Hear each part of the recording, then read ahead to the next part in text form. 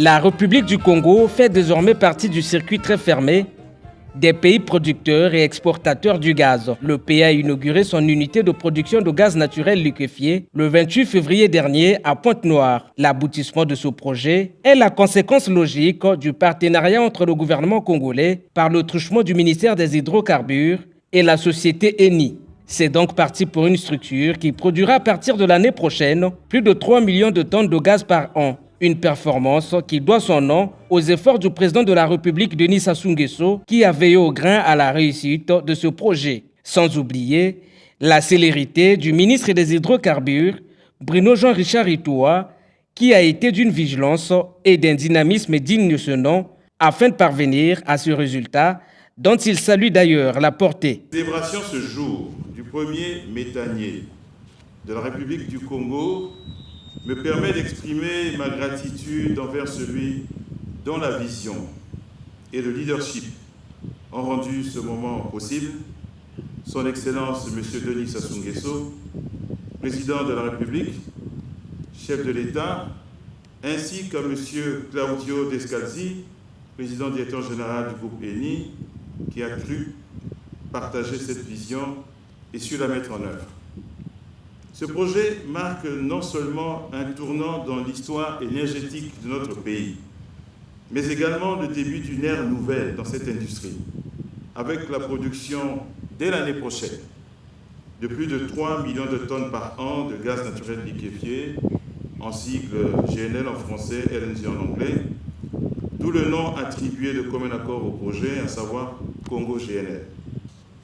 Exécutant vos instructions, Excellence, Monsieur le Président de la République, chef de l'État, le gouvernement et le groupe Eni ont donc entrepris de lancer un projet dit intégré, s'appuyant sur les disponibilités en gaz du champ de Bundi et du permis Marine 12 et incluant, mais pas seulement, la construction d'une nouvelle centrale à gaz de 300 MW, dénommée la Centrale électrique du Congo, en sigle CEC, dont la puissance a été portée à ce jour à 484 MW et qui est projetée pour atteindre environ 1000 MW par la mise en place d'un cycle combiné et l'installation d'une 4e turbine.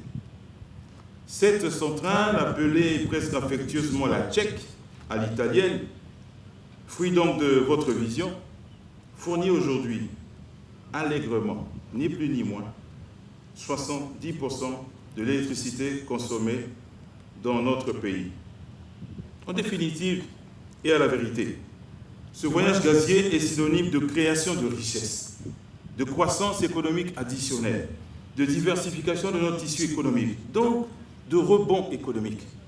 Ce mot, qui à lui tout seul résume l'ambition première du projet de société du président de la République, à savoir ensemble poursuivons la marche. Mais ce voyage gazier est aussi synonyme de création d'emplois, directs et indirects, donc d'amélioration des conditions de vie de nos populations et par conséquent, un accélérateur indéniable de leur marche vers un mieux-être. Dans sa marche vers une dimension plus gazière que énergétique, ce voyage a connu un nouvel élan avec la promulgation par l'Assemblée nationale de l'avenant numéro 2 au contrat de partage de production un 1er janvier 2022. Un acte législatif qui a solidifié les fondations de notre voyage commun. Cette étape a été suivie ensuite, cela a été dit par le PDG, par l'approbation du projet Congo GNL par le conseil d'administration du groupe Eni en fin 2022 pour un investissement substantiel et initial de 5 milliards de dollars. Cette décision qui témoigne de la confiance et de l'engagement du groupe Eni envers le Congo et son avenir marque le point de départ de cette nouvelle étape, de cette nouvelle dimension, prise par le fameux voyage commun, en vue de faire entrer notre pays, cela a été dit aussi, dans le cercle restreint et privilégié des pays producteurs et exportateurs de gaz naturel liquéfié. Il faudrait à cet effet de nouvelles stratégies susceptibles au bon fonctionnement des activités de cette unité de GNL. C'est ce que Bruno Jean-Richard Itoa a souligné. Il s'agit donc de la valorisation des produits gaziers congolais. L'inauguration du projet par vous-même, Monsieur le Président, un certain mai 2023, a été un moment de fierté nationale. Soulignant l'importance de ce projet, pour notre pays et démontrons une fois de plus la pertinence de votre vision. La mise en liquéfaction des premières gouttes de gaz en fin décembre 2023, cela a été dit, a marqué ensuite le début de la phase opérationnelle, de la première phase de ce projet, une preuve éclatante de notre capacité à réaliser, ensemble avec des partenaires de qualité, des projets d'envergure internationale avec efficacité et compétence. Au moment où nous célébrons le premier méthanier du Congo, nous ne pouvons nous empêcher de nous réjouir des perspectives qu'offre le futur de ce projet, qui produira dès l'année prochaine, on ne le dira pas assez, et permettez que je ne boude pas mon plaisir de le répéter, plus de 3 millions de tonnes par an de gaz naturel liquéfié, soit 5 fois la production prévue cette année, c'est-à-dire 600 000 tonnes par an. Excellence, Monsieur le Président de la République, chef de l'État, votre vision pour le développement économique du Congo a donc été la lumière qui a éclairé, guidé ce projet à travers ces différentes phases. Votre engagement personnel, Monsieur le PDG l'a dit, a été et demeure essentiel pour surmonter les défis, pour atteindre des objectifs ambitieux que vous nous aviez fixés et que vous continuez à fixer au gouvernement et à nos partenaires. Permettez-moi de citer à ce stade de mon propos le grand philosophe et dirigeant pacifiste Mahatma Gandhi qui disait, je cite, « Chaque bonne réalisation, grande ou petite, connaît ses périodes de corvée et de triomphe. Un début, un combat et une victoire. » Fin de citation. Excellence, Monsieur le Président de la République, chef de l'État, merci donc d'être et de rester si présent pendant les périodes de corvée, au début de toutes choses, mais surtout pendant les périodes de combat, en digne, exemplaire et valeureux général d'armée que vous êtes. Et surtout, in fine, merci de rester encore longtemps pour les triomphes et les victoires futures. Monsieur l'administrateur délégué du groupe ENI, Monsieur Claudio Descalzi, très cher Claudio, très cher Congolais, très cher passionné du Congo, votre second pays, en choisissant d'investir autant dans votre pays, le Congo, vous avez aussi montré votre incroyable clairvoyance, en écho à celle de Monsieur le Président de la République dans la place, le rôle et l'avenir du gaz dans le monde en général et en particulier en Afrique, bien avant beaucoup d'autres. Ce projet est un exemple brillant de ce qui peut être accompli lorsque le leadership visionnaire et transformationnel rencontre l'innovation, l'engagement et la collaboration internationale. Il symbolise l'entrée de notre pays et de notre partenariat sur la scène mondiale en tant que producteur et exportateur de gaz naturel liquéfié. Le projet Congo GNL comprend ainsi des initiatives de durabilité focalisées sur l'accès à la santé, à l'éducation, à l'eau, à l'agriculture, au profit des communautés locales.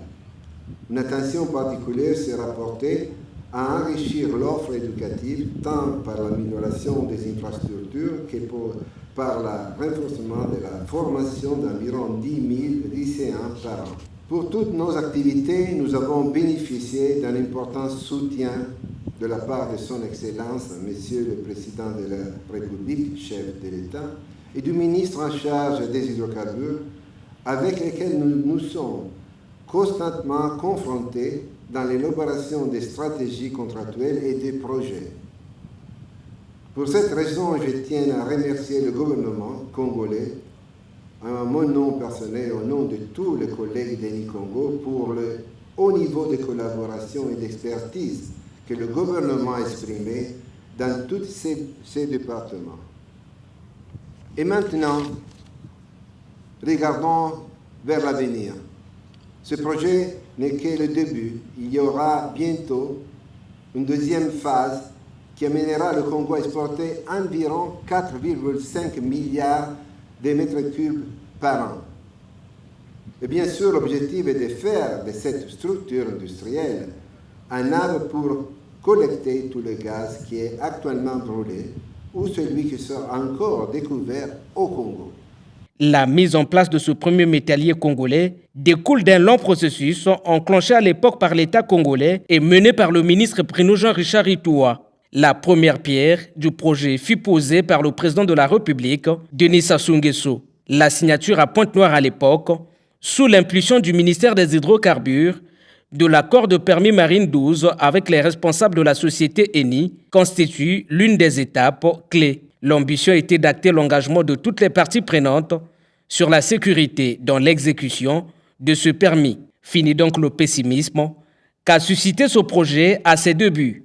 Il aura fallu pour ce faire une percée indéniable pour les autorités congolaises, comme quoi la fin justifie les moyens. Le projet voyait son bout de tunnel, le tout sous le leadership de Bruno Jean-Richard Itoa. Un accord fut ratifié entre le ministère des Hydrocarbures, la Société nationale des pétroles du Congo, Eni Congo, et la société Lukwal, en vue de la commercialisation du gaz naturel liquéfié. En mission en octobre 2023 à Dubaï, Bruno Jean-Richard Itoa, ministre des Hydrocarbures, assistait au départ des navires de la société Eni pour le Congo. Ces navires sont destinés à l'exploitation du gaz naturel liquéfié en République du Congo. Dans les grands messes énergétiques à l'international, le ministre des Hydrocarbures n'a cessé de vanter le potentiel gazier du Congo qui aujourd'hui prend son essor avec le projet Congo GNL. Pour encadrer l'industrie gazière, le pays est en phase de se doter d'un code gazier. Une table ronde fut alors organisée en octobre 2023 à Pointe-Noire avec tous les acteurs impliqués. Cet outil, en gestation, va sans nul doute définir le cadre législatif visant à valoriser les ressources gazières en République du Congo. Décidé à promouvoir ses produits gaziers et pétroliers, le Congo se lance par le biais de 7 usines de GNL dans une concurrence loyale qui lui consacrera une place de choix dans le concert des nations. Une démarche entreprise par Bruno Jean-Richard Itoa sous les orientations du président de la République Denis Sassou Nguesso et du Premier ministre, chef du gouvernement.